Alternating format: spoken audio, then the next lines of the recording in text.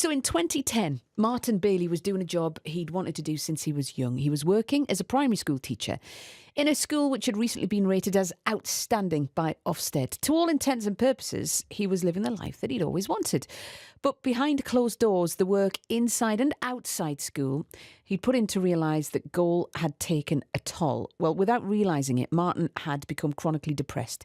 Something he only realised when he found himself en route to some cliffs with the intention of driving off them. He came in to tell me his story. From an early age, being a primary school teacher was what I've always wanted to do. Best job in the world. When you see the smile on a child's face when they've achieved something or they've had a wonderful experience, it is a lovely job, and I feel very fortunate to have that experience each day. That's the positive side of it. I would imagine with any job, there are realities, let's say, that come into play. What are the realities of being a teacher, would you say, Martin?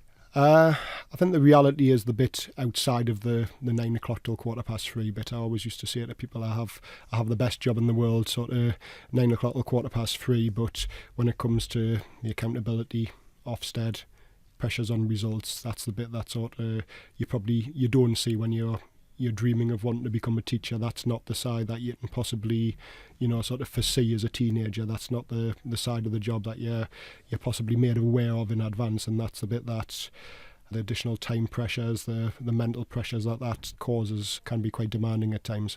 Because if you care, then you will work hard and you'll put pressure on yourself, I'd imagine. 100%, Yeah. Teaching is one of those jobs that is a vocation, and you do give your all and more at times sort of to the job, whether that be giving additional time or doing whatever. You do it in your mind for the benefit of those children in your care, and yet sadly sometimes probably some of the things that we're expected to do are more from a bureaucracy point of view than actually anything that's having a direct benefit on the children who we teach. Certainly in terms of evenings and weekends, it can be quite limited at times, the ability to switch off. So I personally found that sort of balance quite hard to achieve. I'm sure some do it slightly better than I did, but for me, I did sort of almost live for the school holidays, and there was very little sort of balance in between. When did you actually realise you were getting too stressed and perhaps your mental health was being affected by what was going on every day? I think it was a gradual process. It wasn't sort of something where like one day that you realised things weren't right. It probably sort of went on over maybe a year, 18-month period around about 2009, 2010, where you were gradually going to bed that little bit later to try and give yourself more time to plan, to prepare, to assess, and then you were gradually getting up a little bit early in the morning. You were gradually stripping away the things that you did enjoy in your life in terms of nights out with friends, sports, whatever it might be. So I think I was aware that time pressures and the time that I was committing to work was becoming sort of ever greater. The other things in life were becoming sort of ever less. And I think it was particularly on an evening that then started to sort of impact mentally, and you were aware the thoughts that was creating in your head. So I'd got to the point where I was generally going to bed at 2 a.m. and getting up at 5 a.m. was my sort of normal routine for around about a year. And even during that 3-hour period, it wasn't 3 hours in a deep sleep. And I think that's when the very negative thoughts were starting to build night after night. You put on the brave face each day at work. You were still performing sort of in the way you always had to some extent, but in your own head, you knew you were unhappy with life. You wanted more than this from life. It was probably physically and mentally starting to build up and take more and more of a toll as that was happening sort of night after night. Did you talk to any colleagues? Did you talk to your boss about what was going on? No, I think it very much was an unseen battle, and I think for me it 100% was that. People around me were aware of the sort of the changes in commitments and lifestyle or whatever. Yeah. Probably about the only thing really that people picked up on and maybe had some concerns at, as sleep patterns were changing, I did start to take caffeine tablets to try and get through the day more and more. So probably by mid-2010 it wasn't uncommon to be taking 12, 14, 16, 18 caffeine tablets a day as a sort of way of getting around. And obviously people were seen as doing that at work and stuff, so people commented upon that. But I think sadly as a profession, doing something like that, the late nights, the early mornings were to an extent just seen as the norm within teaching a little bit. Nobody really seen it as anything sort of too out of the ordinary. It was just like, that's the levels you want to push That's yourself how you have to deal with it. to achieve something. It wasn't seen as too extraordinary or anything that would sort of cause anybody any particular great concern. But then you turned 33. I did. Tell us how that day unravelled, Martin. Started like any other. There was no sort of particularly negative thoughts sort of in my head that morning. Nothing different any other sort of morning really. And I remember spending the day in school, and I think often it can be a little something that can, trigger a big reaction rather than, any catastrophic event sort of happening. So for me personally, being asked by the head teacher to put sort of your books in to be looked at, that was something that sort of happens quite regularly, And I remember being aware that, life was catching up a little bit. I thought, there's some bits of work that hasn't been sort of marked here, sort of life's getting on top of you, spinning lots of plates and stuff like that. For me, that was the sort of the little, the straw that brought the camel's back, so to speak. I got very sort of negative, if you like, in my own head as to how other people would be sort of perceiving me. I sort of struggled to rationalise that, okay, there's a few bits of work that's not been marked, that's, not the end of the world. Yeah.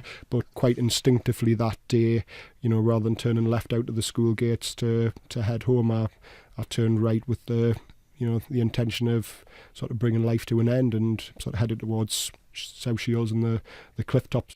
That's Martin Bailey, whose life spiralled out of control when, amongst other things, his work as a teacher became too stressful to manage. As he said there, what Martin went through, it's something that can happen to any of us. If anything that Martin covered there strikes a chord with you, the Samaritans are available on 116 123, 24 hours a day. And you'll hear what stopped Martin from taking his own life and how he rebuilt it in the next 20 minutes here at BBC Newcastle. It's 22:11 now. We're hearing Martin Bailey's story. In the months leading up to his birthday in 2010, Martin became overwhelmed by a number of factors, including pressures at work. He was a full-time teacher at that point. A lack of sleep and the obsessive thoughts he was experiencing, really, he described to us in the last part of his interview, meant that on his birthday, he left work and, in a kind of robotic state, turned out of the school car park with the intention of driving to some cliffs and ending his life. Martin says there was no plan before he got into the car, but he thinks the lack of sleep, the amount of caffeine tablets he was taking, and the stress he was under all contributed to him snapping and to deciding to drive towards the cliffs in South Shields. He didn't go through with it, thankfully. I asked him what it was that actually stopped him. It was actually probably just my own anxieties that stopped me. I think if I could have just flicked a switch and ended life there and then, I would have, but it was actually because it was something just quite spontaneous of like, oh yes, let's plough the car off the cliff tops. Actually, as you sort of you get towards the car park and that, then the negative thoughts start going round in your head about that, and actually what if life's even worse is probably ultimately what's up. What if I survive and life is actually worse? I certainly did consider what if there's, say, a person below and stuff like that. So did you go and talk to someone? Did you tell your parents? Did you open up? Not initially. As you said, it was on my 33rd birthday, so at that point I did turn the car around, headed back sort of home, and for 20 minutes, half an hour, being wished happy birthday and given cards, etc. And then I don't really remember too much about the immediate part thereafter, but know that I just sort of broke down and was just sobbing and rocking in the corner for quite a period of time. It took probably several hours for people to actually get me to really speak about why it had got to that point. So how did recovery go then? Went to the doctors. Can't remember exactly. Day 2 days afterwards, my own GP was very good, and referred me for cognitive behaviour therapy. I must confess I was quite sceptical about that to begin with. You have a perception in your mind as to what that might be, and I've got to say, for me personally, I found that to be a very positive experience. It was only about 6 sessions, but I did certainly gain a lot from that, and even now, 8 years on, there's a lot of just very, very simple things you could apply to life, and it was small steps towards sort of rebuilding life, rebuilding career again. There might be teachers listening that for them this all sounds very familiar. It's striking a chord, if you like. Do you think that is the case? Do you think there are a lot of teachers who go through or have gone through what you've experienced? I think without doubt it's nice now that very gradually we're starting to open up and speak out more. My own experiences might be a little more extreme than most, but even if it's not like what I was doing, the mental pressures on education and on teachers is huge. And almost everyone I know in the educational world sort of does suffer to some degree, and it is certainly not the 9 o'clock till 3:15 sort of life that a lot of people perceive it to be. I know a number of people personally who have gone through similar things to myself, and I've certainly had a wide range and number of conversations with sort of colleagues in recent years since I've started to tell my own story, and obviously naturally people then confide in you a little bit and sort of want to speak. So I know through both personal conversations, people approaching me online and stuff like that it's something that a lot go through. As I said earlier, the accountability, the pressure on results, Ofsted, to name just a few of the sort of the pressures that are on the job that you cannot switch off at the end of the working day. But the interesting thing is, and there might be people listening saying, well, why didn't he just change jobs, or does he still teach? Do you still teach? I do. It's not in exactly the same way as I did in the past. So after breaking down, after the incidents we talked about, I did walk away from full-time teaching at that point. And, there was quite a deep and dark sort of year after. It's not as simple as, let's walk away from that job and life's back normal again. For a year I just did a little bit of supply teaching, just enough to sort of pay the mortgage really, and sort of to get through in life. But that was quite tough, having been a senior teacher in a school working full time, to go into a slightly different role was, some of those days were even tougher than the days leading up to breaking down. But I now teach part of the week at the school in County Durham.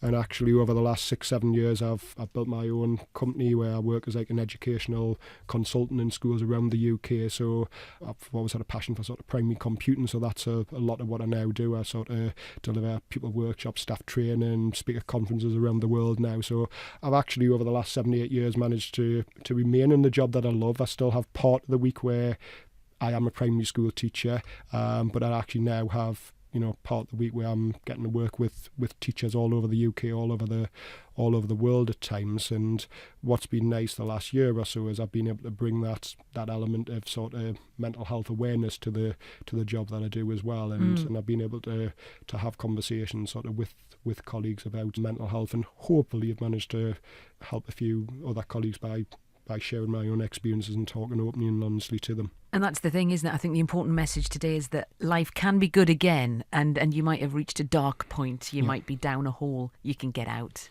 and you're proof of that. 100% I hope, and it is about it's removing that stigma. It is tough. It is very tough to confide in colleagues, in your boss, in your family. It's nobody wants to let anyone down. It is a very tough conversation to have sort of with parents, with a boss, to say enough's enough, I need to walk away, whatever it might be. But I just hope that people realise that there is people there to talk to, whether it be even if it's a stranger, just speak out, and that life can and will in most cases get better.